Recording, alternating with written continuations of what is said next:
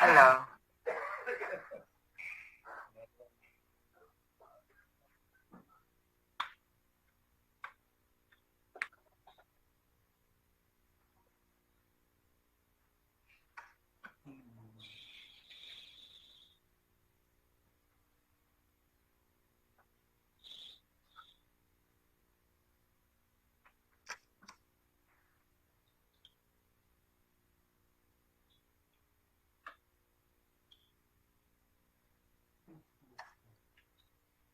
Through the chair, I've just been told we are live. Okay, well, we're still ahead of time, so I think we can wait for folks to join a bit. Yes.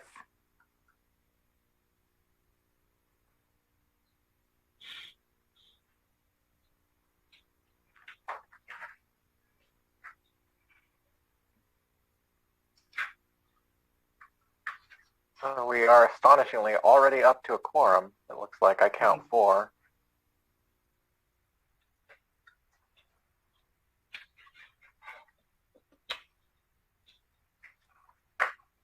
I believe we had, was there one expected absence? I think I saw there was a message that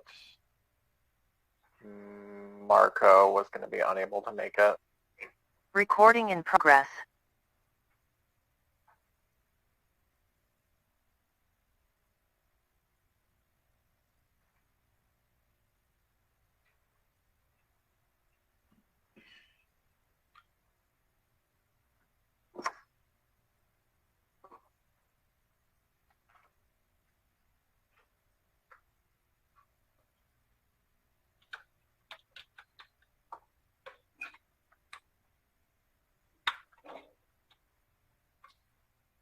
Before we start, Aros, I wanted to say thank you for taking the chair.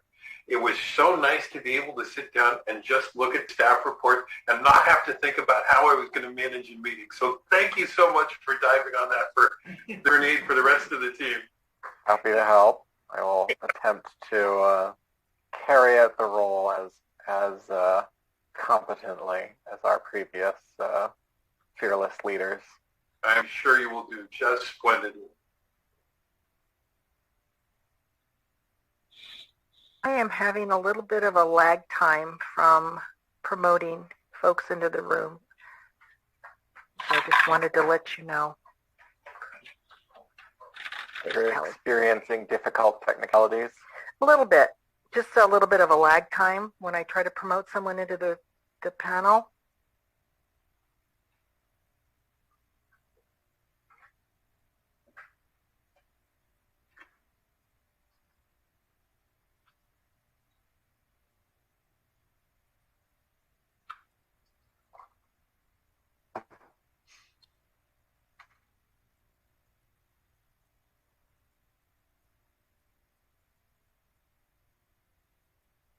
I think the only member we're still expecting is Gerard.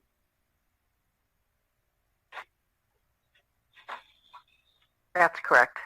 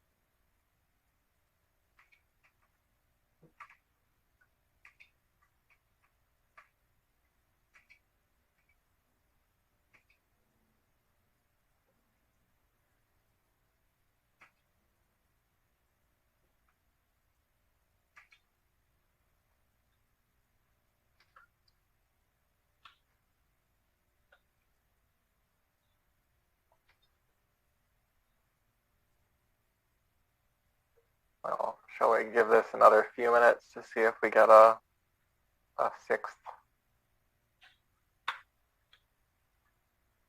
I think I will give it another few minutes.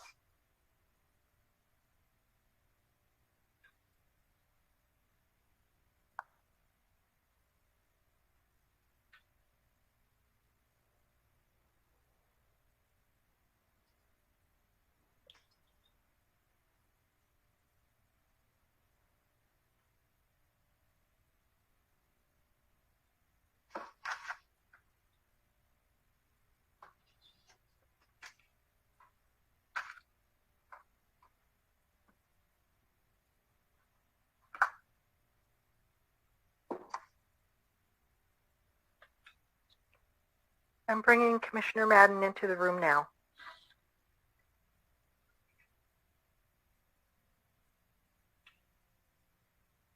Hi, everyone. Sorry to keep you waiting. Yeah, no problem. All right, I think that is the full complement we are expecting. So I will call this meeting to order. I have no gavel. Very disappointing. All righty. It is 7:03 p.m. Thank you to everyone attending the Planning Commission meeting this evening, Tuesday, January 18th, 2022. Welcome to the new year, hopefully better than the last one. The Planning Commission will continue to hold meetings remotely on Zoom until state and county health authorities determine that it is safe for us all to meet in person. Please know that if you're joining us online, we do want to hear from you. If you are in the audience and you would like to address the Commission during public comment for items on the agenda, please use the Raise Your Hand button at the bottom of the Zoom application. When it's your turn to speak, planning staff will call your name, they will unmute you, and you will be given 3 minutes to address the Commission. If you are joining us by telephone, you may also address the Commission during public comment periods by pressing *9. Staff will identify you, I believe, using your phone number, since they won't have your name. And you will also be given 3 minutes to address the Commission. Anyone in attendance may only speak once per agenda item. Madeline, could we please have a roll call? Yes. Chair Harmon? Present. Vice Chair Madden? Here. Commissioner Durazo is excused absent. Commissioner Johnson? Here. Commissioner Lethen? Here. Commissioner Morgan? Here. Commissioner Biasotti? Here. You have a quorum. Great. Pledge of Allegiance. I will ask our outgoing former chair, Commissioner Biasotti, to lead us in the pledge. Thank you. I will bring up the flag now.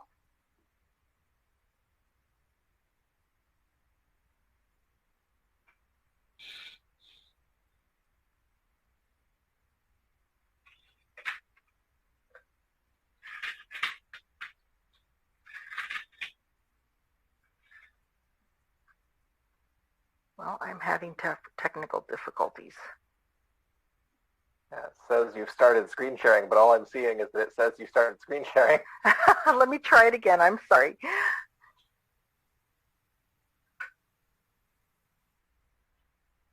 There we go. Thank Can you. you see it? Yep. Okay. All right. I pledge allegiance to the flag of the United States of America and to the republic of which is For which stands. a nation under God, indivisible, with liberty, justice for all.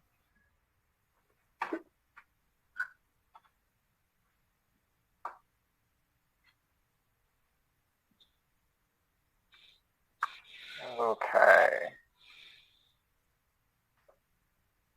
All right. First item is approval of minutes. I know we had a tiny correction in the minutes. Did we release a new version, or are we just accepting? There was a vote count that was listed as 510 for my abstention on voting for myself for chair. That should have been 501. I don't think it's terribly important. Staff will make that correction before they're issued. Great. Did anybody else have any comments or concerns on the minutes, or do we have a motion? I make a motion that we approve the minutes of the last day, whatever it was.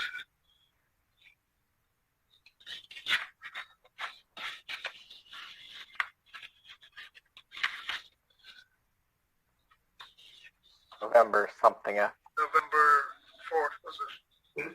16. November 16th, was it? Yes. Okay. I make a motion that we approve the minutes of November 16th. I'll second. Okay, we have a motion and a second. Could we have a roll call? Chair Harmon, Aye. Vice Chair Madden, Aye. Commissioner Johnson, Aye.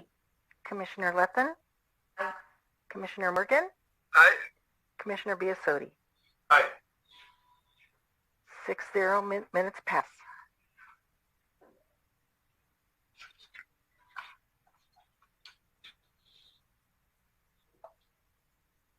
All right. Our next item is public comment on items not on the agenda. If we have anyone in attendance who wishes to address the commission on an issue other than what's on our agenda, this would be one of the two times to raise your hand and take that opportunity. Do we have anyone in the attendees list who is interested in addressing us?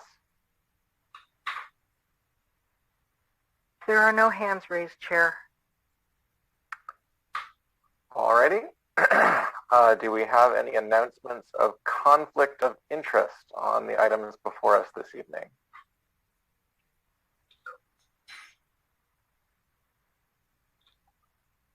Sounds like not. So we'll move on to our public hearings, which we have first. Let's see.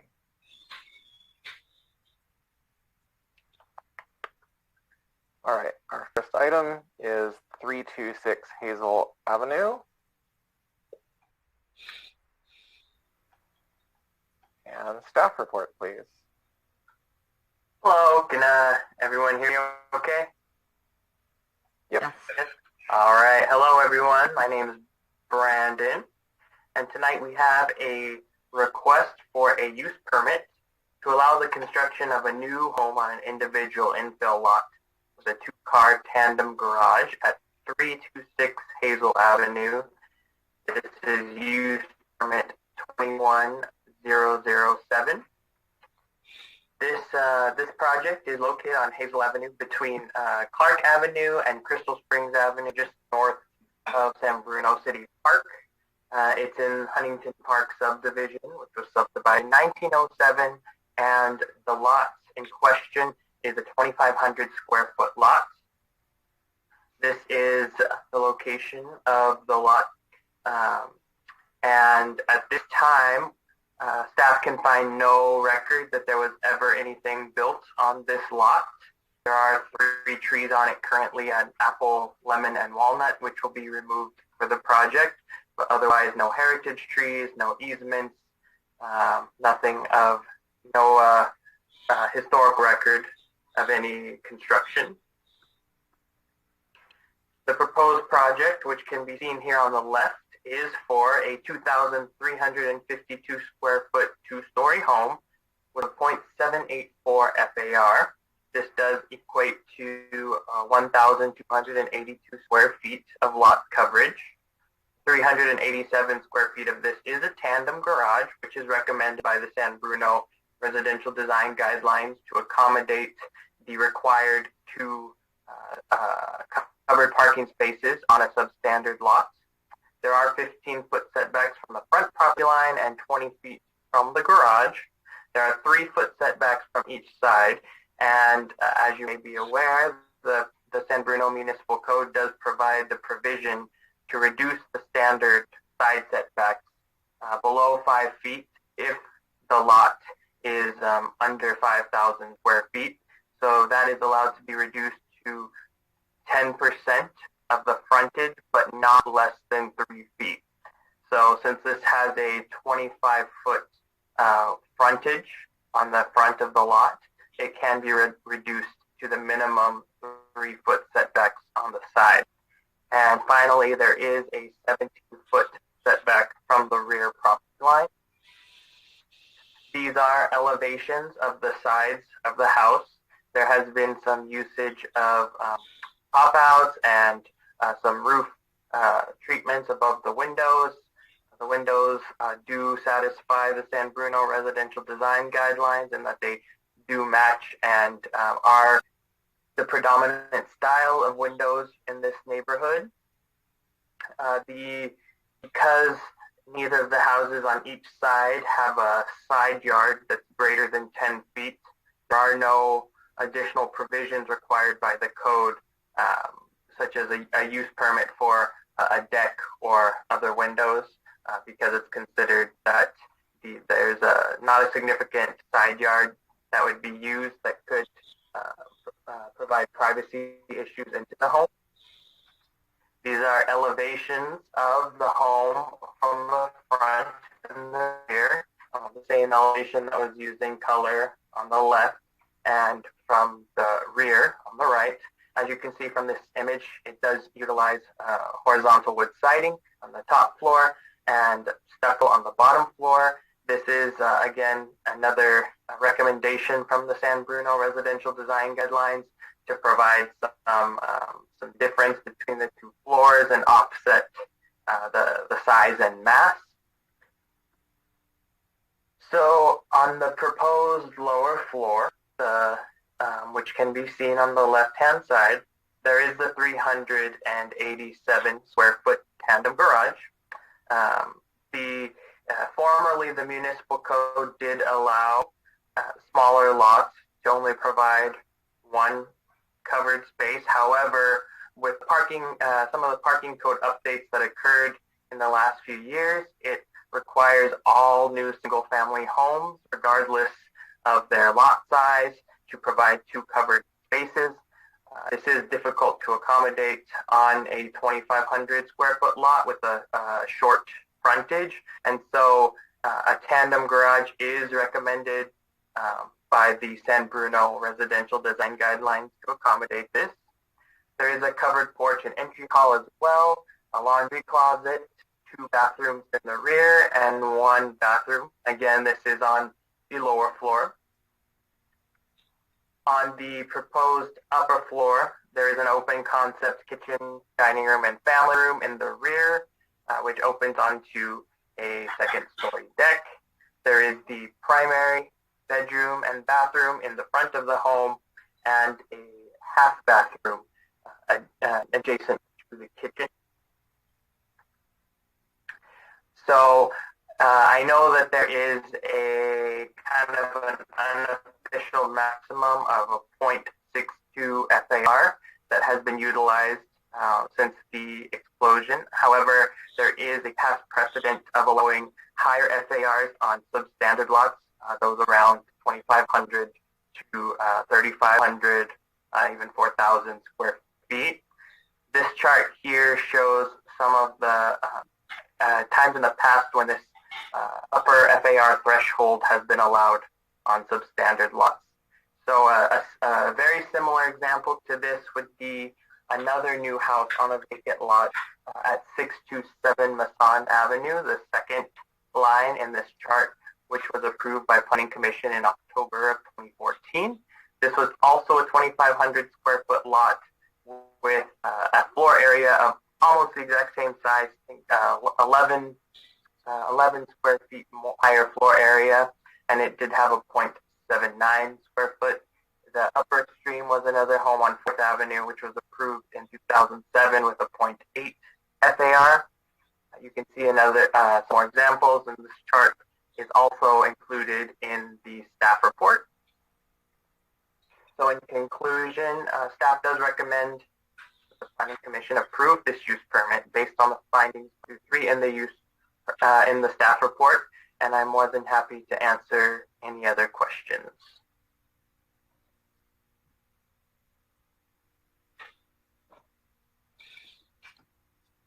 Are there any initial questions from the commissioners? I say thank you, and ask if any commissioners wish to ask questions.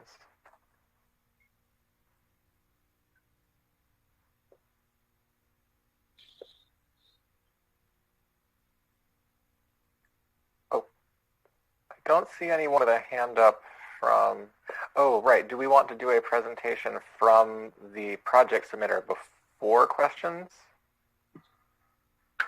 So it looks like the architect, Mr. Kenny Barra, is in the audience. Madeline, if you would like to let him into the panel, please.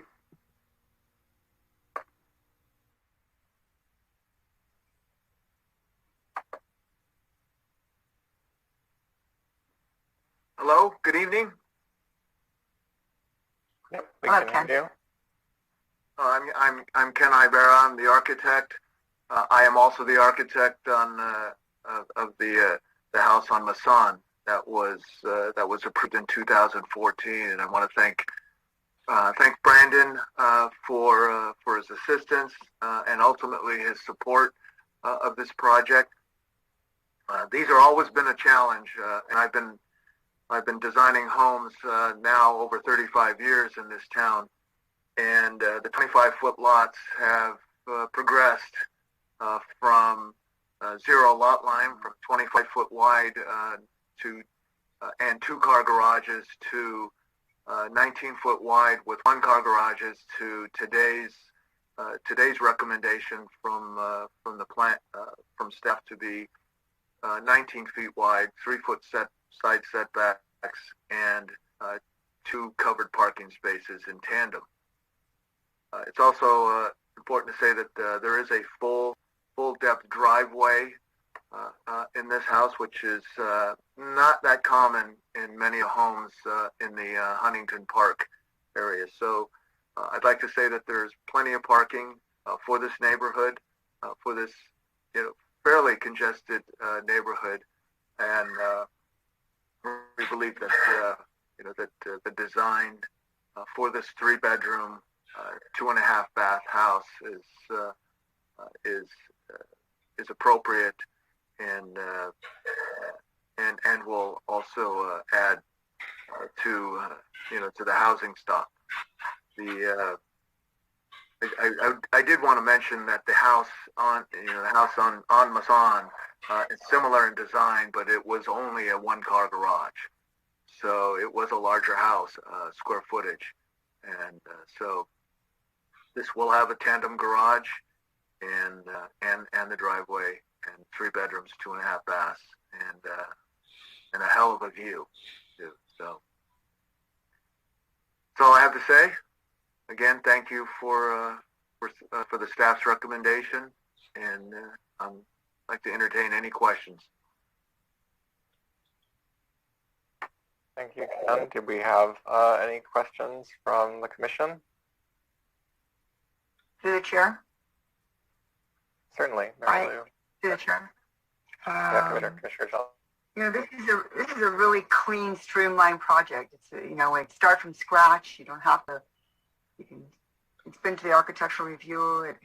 It's crossed all the areas, and it's really dotted all the I's and crossed the T's. It's a really clean project, and I support the project. If there are any questions at the end, I'm happy to make a motion. I see Commissioner Morgan's hand. Yeah, I don't know if I asked this question before. It says wood siding, and I'm wondering, is it real wood or is it like something like hardy board? It would be hardboard siding. Hardy siding. Yes. Yeah. Because I love wood as a carpenter, so I do love wood, but it's the maintenance on it and trying to get a good product nowadays is difficult. So I'm glad that it is the hardy type siding. Yeah, the hardboard siding is perfect wood now. So exactly. So I supported this project also. I think it's a very good design for a very tight space, and I don't think there's much more anybody can do with it. So I think it'll be a huge improvement on an empty lot there. So thank you. That was the last hand I see. So I would like to open our public hearing. Are there any members of the public that wish to address this item? There are no hands up, Chair. All right. Give that just a few more seconds. Doesn't look like there's anybody there. Okay. Do we have a motion to close our public hearing? I make a motion that we close the public hearing. I'll second. All right. We need a roll call. Chair Harmon, Aye. Vice Chair Madden, Aye. Commissioner Johnson, Aye. Commissioner, Leffen, Aye. Commissioner Morgan, Aye. Commissioner Biasotti. Aye. 6-0, comments closed. All right. Since we don't have any further contributions from the public, I'm guessing we don't have any more questions from the commission. Does anybody wish to make a motion at this time? Yeah, I will make a motion. How do we make a motion? Sorry? Okay, go ahead. Go right ahead, it's fine. Okay, I make a motion that we approve the use permit number 21-007 based on findings 1 to 3 and conditions 1 to 20. Second? All right. Motion and a second. Could we have another roll call? Chair Harmon, Aye. Vice Chair Madden, Aye. Commissioner Johnson, Aye. Commissioner Leffen, Aye. Commissioner Morgan, Aye. Commissioner Biasotti. Aye. All right. I believe that is the end of that. So, thank you, Mr. Ibarra, for participating. We always appreciate your contributions to the community. And I think we have a 10-day appeal, 10-day. yes, I'm just finding my script. Sorry, first time doing this. It's okay. Oh, actually, should get that into the script. Yeah, there's. Well, I made a living standing before you and speaking until asked to be quiet. But I did want to at least give my thanks and my respect to you all for plugging along for this last 2 years on trying to get things approved through the community. You know,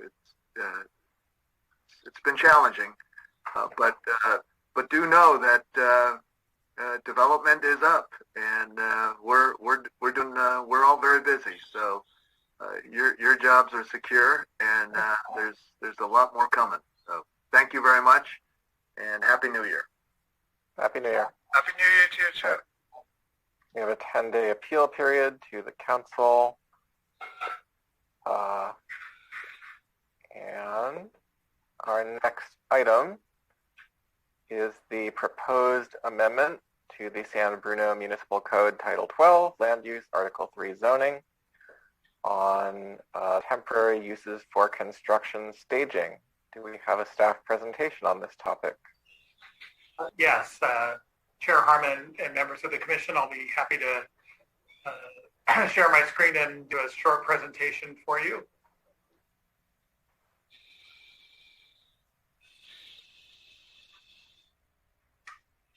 So as the commission may recall, this item was on your November agenda, and there was some good discussion about application of the standards to smaller residential projects. So we've added a couple of minor exceptions that I'll go over in my presentation. But first, I thought it would be helpful for the commission and for the discussion just to briefly go over the request of staff for this amendment.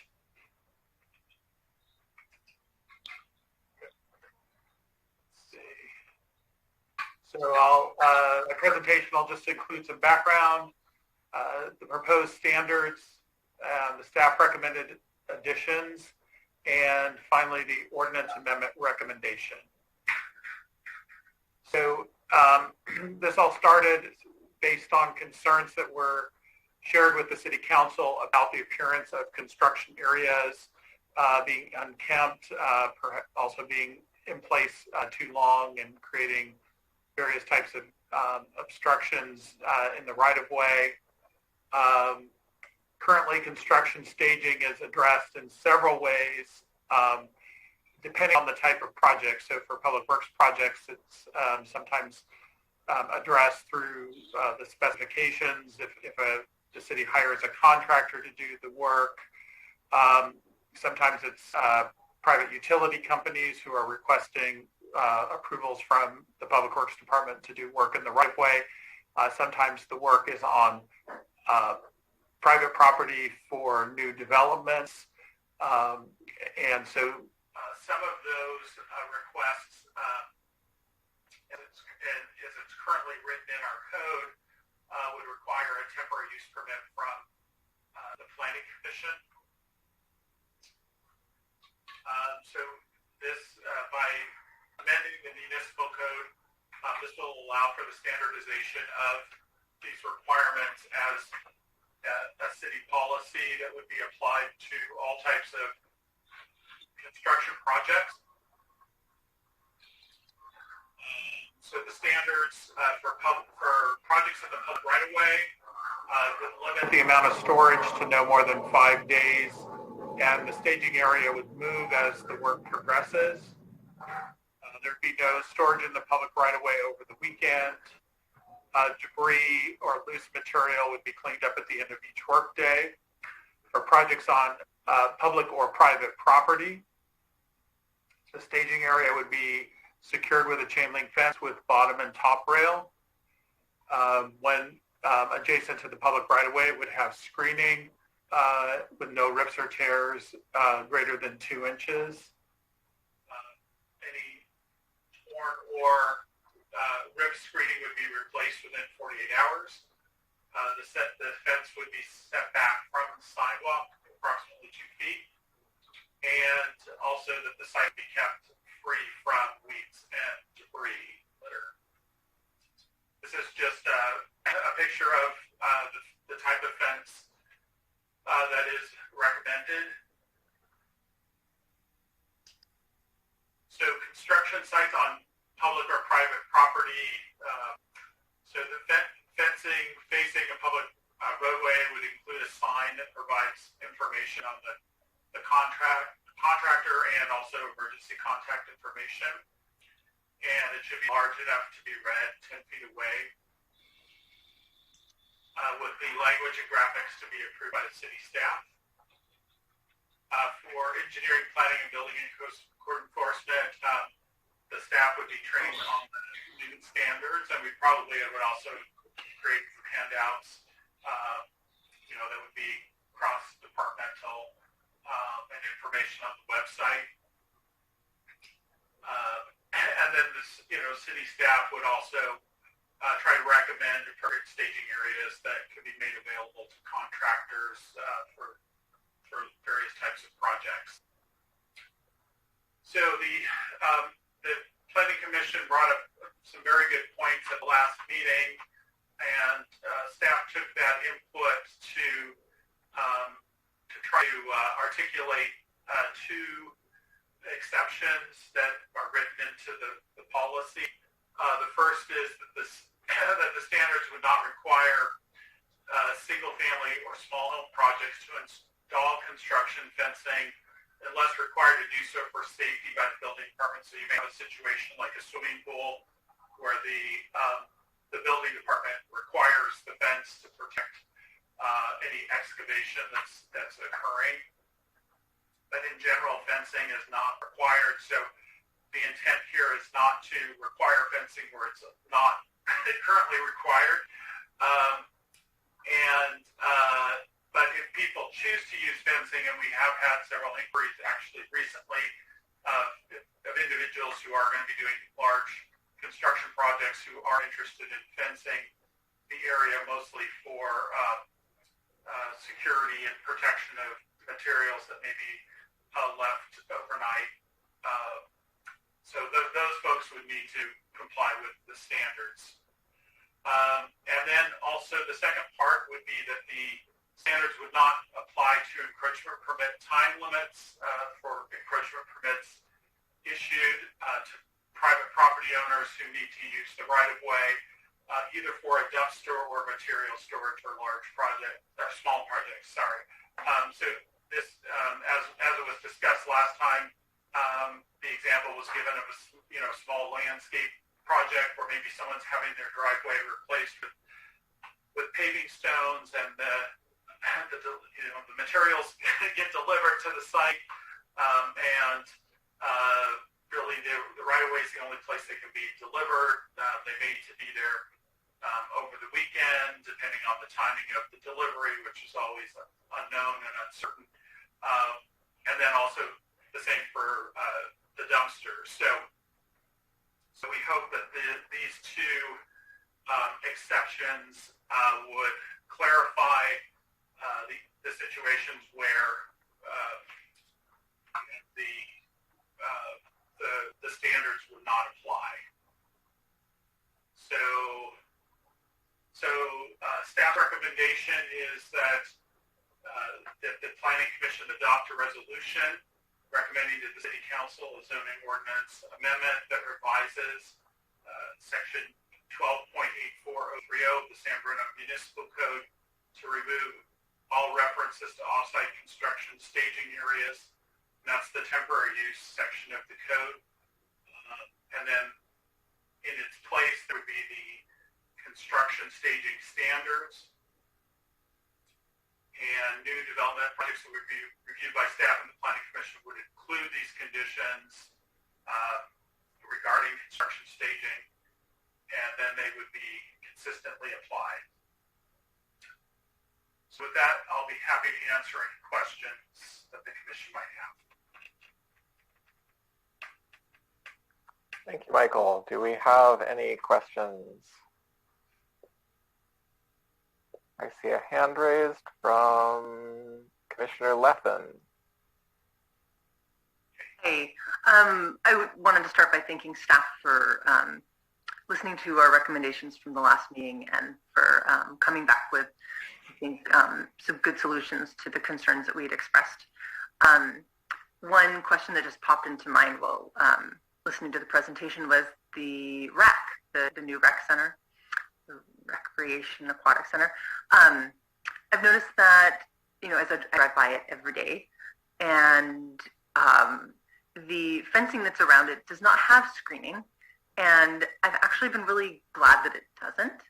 I know that doesn't address dust and other issues. It's really nice to watch the progress of the project, and it's also really nice to see the larger landscape beyond the fence. So I guess the question is, would this have any effect on that project? I would say because it's underway and the contractor is already mobilized, I would say not. And it is an interesting point where I know that the standards say the screening if next to a right of way, but in that situation, the actual construction I know is a ways away from the right of way. So I agree with you that in that situation, certainly the screening on the fence is not wouldn't be that beneficial in terms of either visually, because it is such a long distance.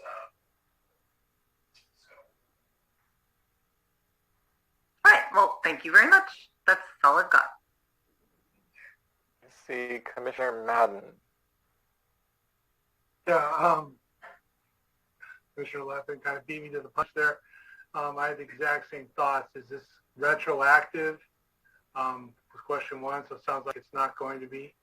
It's for only future projects. And then, the example of the rec center, Commissioner Morgan brought this up last time too. Once you put that tarp on there, it's going to tip over much more easily. So when you're on a steep hill like that, there's not, it's pretty steep behind that kind of embankment on the highway there, so, or the road. So if they've had to tarp that up, it'd be pretty difficult for them to sandbag it or cinder block to weigh it down. So I think as long as there's some kind of avenue for exceptions for, maybe steep hillsides or something like that, I I think we're good, but just be aware that once you put that tarp on, overturning is a factor now. The wind just doesn't blow through it anymore. It's a sail now, and so it's a lot harder to make that work. So I didn't read every little change, but I think I saw everything we wanted covered. But I'm glad to hear the rec center is not going to have to change or put a tarp up, because I too like seeing the progress. And the fence they have is pretty dinky, actually. It's not very sturdy looking, and putting a tarp on that thing would probably cause a lot of problems for them. So thank you.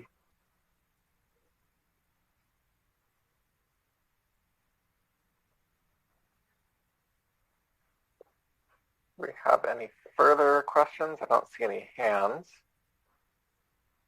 I'll just ask, my understanding is if the mechanism by which we are going to impose these conditions to require the use of a particular type of fencing is that it will be included in the conditions of the permit. All of the permits for the rec center are, that's all the building permit, the use permits, that's all done. And so it would be impossible for this to, right, because the permit's already issued. You can't apply new conditions to a permit that's already been issued. Okay. All right, so I think we're pretty clear on that. Okay. Are there any members of the public that wish to address us on this? I don't think there are any attendees from the public left in our lobby. There are no attendees left in our lobby.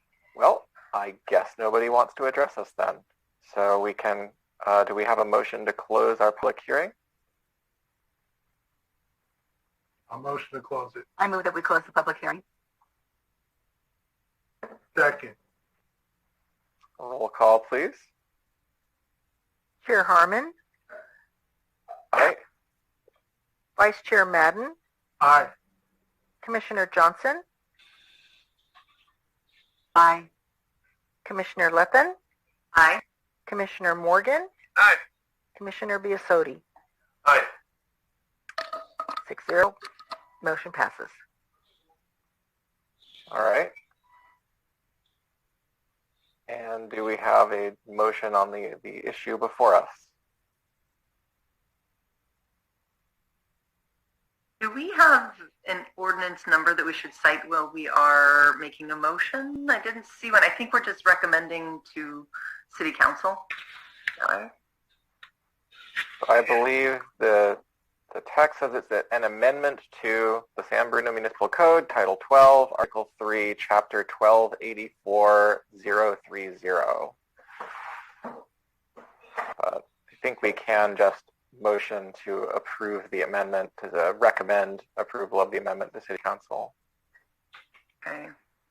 Can I don't have the fancy computer skills that allow me to look at two things at one time. Sorry. Yeah, if you'd like, I can share the screen again, and you can just read the recommendation off my slide.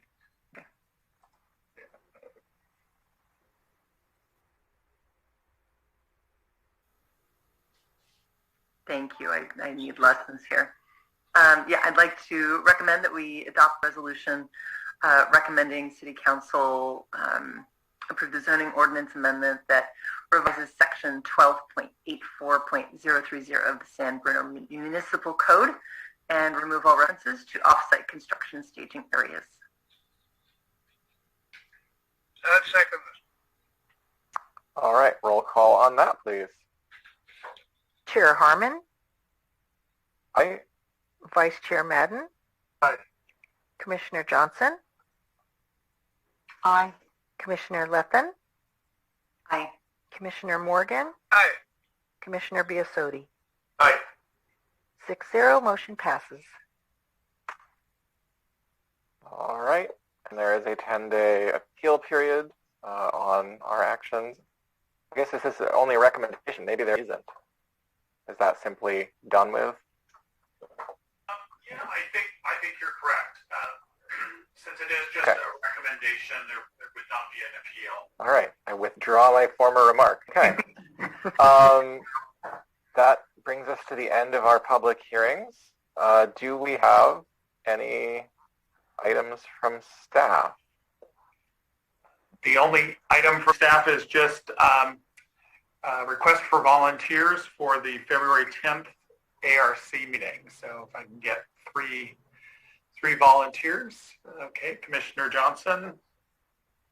I am available. Harmon and Leppin were the first three to put up hands. So I guess it's a popular gig. So we'll go with those three. Johnson, Harmon, and Leppin for that next meeting. So Great. Do we have any items? Let's see. Items from our commissioners. I have one small note, which is I saw a hand from Kelly just now, possibly. No? Oh, maybe that was left over. Is that? Wait, I think I see Rod's hand. Yes, Commissioner Madden. Thank you. Yeah. Again, I kind of new here still, so I'm not sure if this is the appropriate forum or not, but is there any, or maybe staff can look into this and let us know next time, are there any kind of ordinances for preventing a commercial business from turning a house into like their company headquarters where they're parking several trucks? Because someone in my neighborhood is doing that. yes, you're talking about, was it 2550 Cottonwood? Yes. Right Yes. across from the Rollingwood School. Yes, Like yes. fundamental Yes, that is code a current enforcement code issue? enforcement. Yeah, that is a current code enforcement case that we're handling. There's not only that issue, but also issue with illegal construction and a retaining wall and other construction that's been done on the house since the person moved in. So, yeah, within the city, of course, you can have a home occupation, but our code limits that to basically just doing paperwork, and then if you're a contractor, you could have your one personal truck or van associated with just yourself, and then any other types of business activity would need to occur elsewhere. So we have advised the owner that he needs to basically send the trucks home with his employees, that they not meet at the site, that they meet at job sites only, and so but he hasn't followed that advice. So we're going to continue